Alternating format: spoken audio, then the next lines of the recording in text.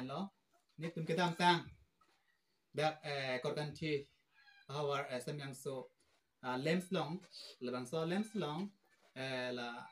election that pen ke closion thomjon pri jon pabak dolo labang so sang ke pi ateng pen ni tum asap ning ke kudun de labang so aphan si samen ni tum pi ni labang so pirang ke ken tuma ke pha ke lan lo athe la ke closion thomjon ti dam that pen sang keron pinang ana tum Samelangso ra tum ke long ning ateng pen labang so sang ke long de tum taduk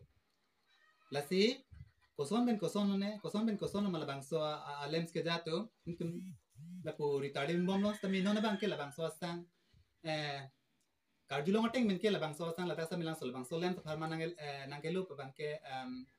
bosta pharupli la pusonan bag la puson do pu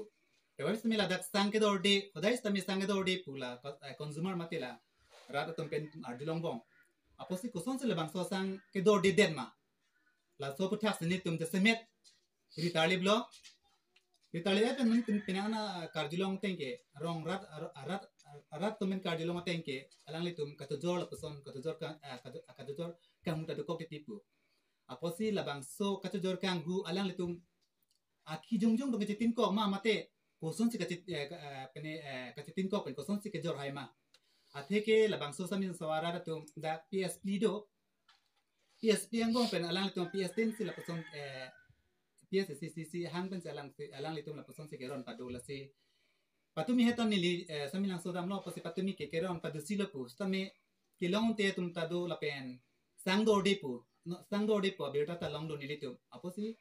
labang so sang ke do de ke akejoy kali ni tum kardilong ateng men polote alang litum ka tojor ka chong hudo pu aposi labang so sang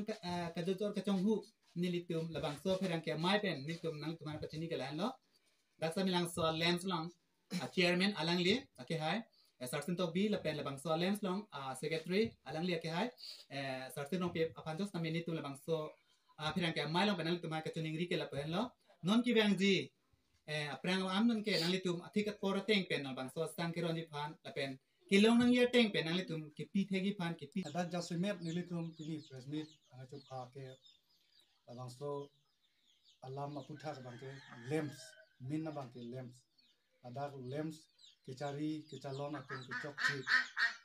adon ateng pen rada phan asang kipipi rada phan e jong thui la so aputha si ni litum na litum phana chu phalo asi bikhe ko alam bang ke la lo dak non chu kedam tang a chikluk pu la pu takali non a chiklu la pu takali la dak chok chi pick an secretary president ala secretary la chairman atum ke chomotha achok chi ke noni phong la pukali ani ding piglo ma duta jongdun ba we la so da lo ma duta